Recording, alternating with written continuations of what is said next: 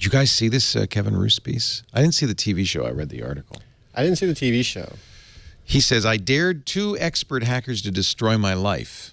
You won't believe what happens next. Actually, he doesn't say that, but he should have. He really missed an opportunity. Really blew it. It's pretty bad. So he went to 2 different security pen testing companies.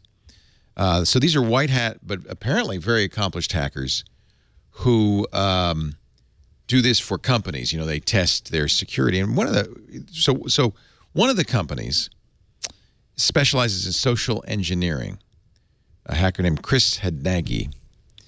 So, and this is something really companies need to be trained in, because they don't hack your computer. They hack customer service reps. And the problem with customer service reps is the first 2 words, customer service. If they think you're a customer, they're going to try to give you service. So all you have to do is give them a sob story. So here's what happened. His company, called Social Engineer, by the way, Kevin said the rules are you have 2 weeks to hack me as hard as you can, using any tool you want, but you may not steal money, you may not steal data, and you may not cause any permanent damage or fallout. You can't tweet in my name or whatever. Before he began, Kevin says, Chris emailed me, may God have mercy on you. Okay, I'm scared already, right? So first thing they did is he doxed Kevin. Now, Kevin's a public guy, so he got his email address, his employer, social media accounts. That was easy. And they did things that are interesting. For instance, he got his home address by finding a picture that Kevin had tweeted of his dog. They zoomed in on the collar of the dog, and was his home address. God, when I think about the stuff I've tweeted, once he had personal information, they tried to find somebody he was a customer of. So they called Time Warner and Comcast, pretending to be his girlfriend, to see if he had an account. He didn't. They called his local utility company to see if he had an account. He didn't. Well, it's not under his name. They found, this is interesting, they were able to find his social security number on a special purpose search engine. They had a 13-page dossier on the guy, and they finally figured out, here's what we're going to do. They had one of their social engineers, a woman, and you can see this on the video, call his cell phone company and say, I need access to his account. And to make it more convincing, they played a YouTube video of a crying baby in the background. She said, I'm his wife. He's not married. He's left the country on business, and I just need to get an account because there's information I need to apply for a loan. We really need to do it right now. Of course, the customer service rep said, yeah, of course. Well, let me give you, you poor woman, let me give you access to his account. So now they have access to his cell phone account. They change his password.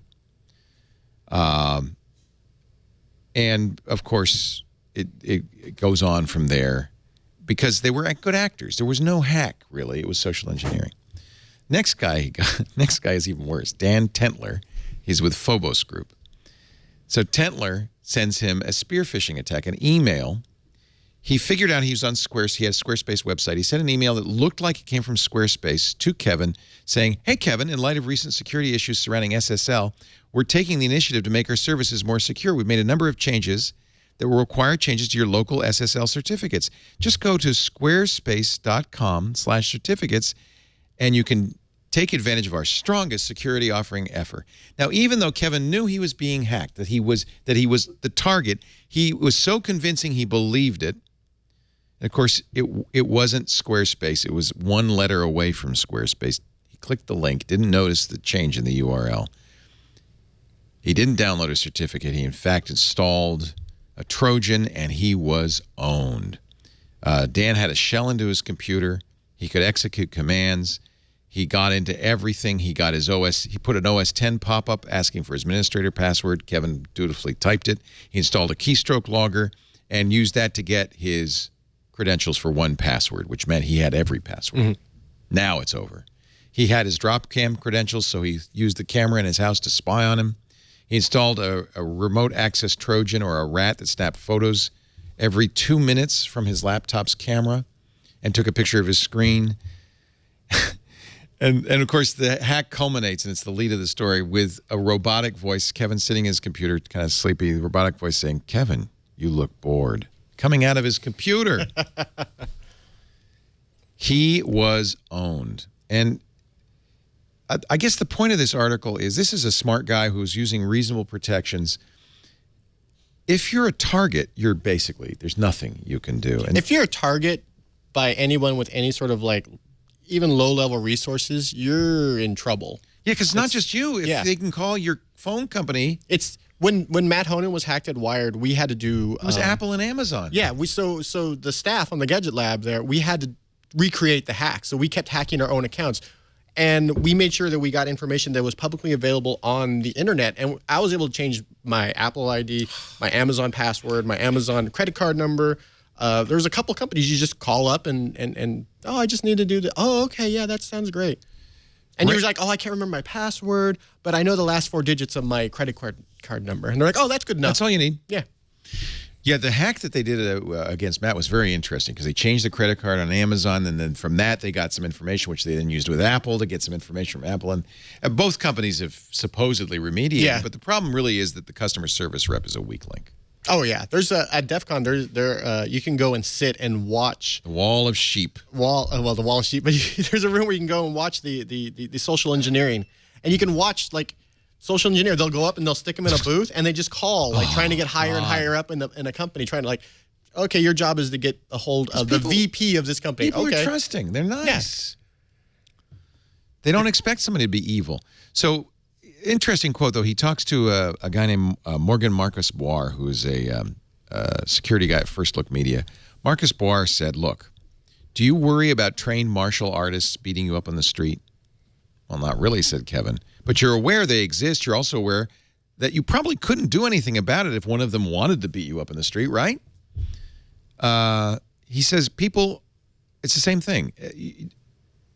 The danger isn't the trained martial artist attacking you, because that's your target. At that point, you're screwed anyway.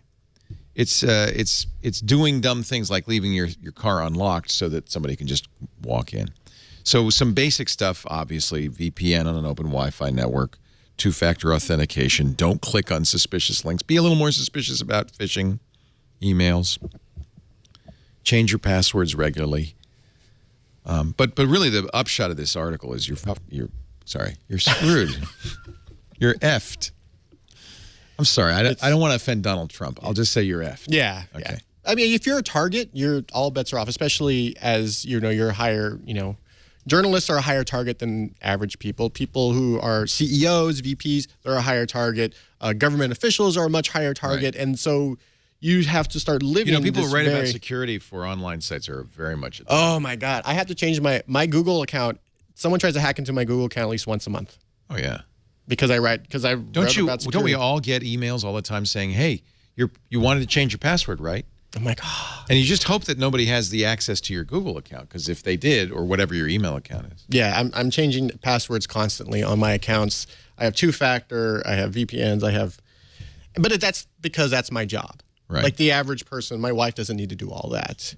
Maybe she should because she's the avenue. Yeah. But maybe she should, and it's your parents are also a great avenue because your parents are way more trusting than It's like, oh yeah, Robbie lives here, and this is like we're doomed. But the average person, you're less likely to have this level of hacking coming after you. And yet, here we are I just put an Amazon Echo in my office. I have 3. I love the Amazon Echo. I do, but.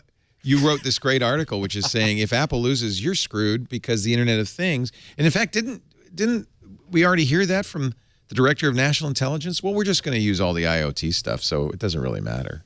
Yeah, everything is, and that's the thing is that the Apple thing is a court, it's a precedent. It's to allow the government to make these companies give them the keys, as opposed to right now where they probably already have the keys. They're buying or 0 days.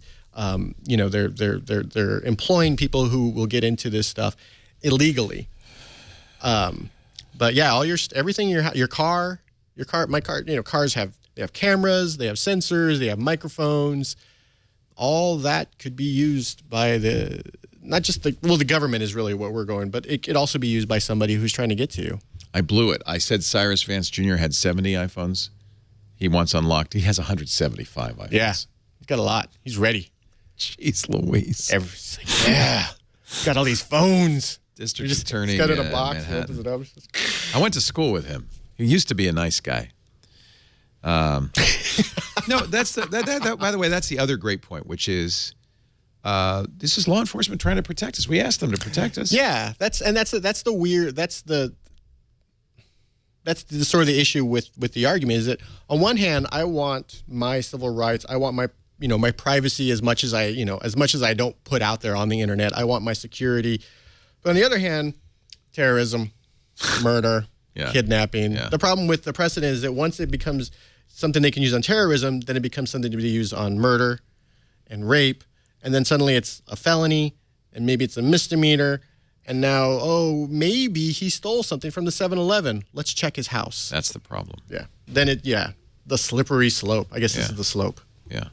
And I think we would all have a little more trust of the government and its motivations if it hadn't been. I'm sorry to keep harping on this, but if it hadn't been for what we learned from Snowden, where if we knew that it was really true that the government was going to get access to the data on one device at a time, and just get the access to that device, then, okay, we're okay with search warrants. We're okay with the idea that, if you're a target, then your data is not going to be secure, whether it's a criminal hacker or whether it's the government or spies or whoever. I think what spooks me, at least, is that we now know that the government was actually involved in programs where they were just sucking up everybody's data en masse, and then you can write software programs to comb through it. You can find people who haven't been accused of anything, who are mentioning the wrong word in their private email.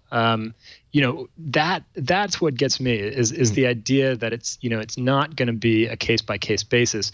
That if the government has a way to get into your devices, that there will be Palantir maybe will help them out. There will be ways to analyze all the data from everybody and run algorithms and target people based on that, even if you're not the subject of a terror investigation. Yeah. I want to find something more cheerful. That's a good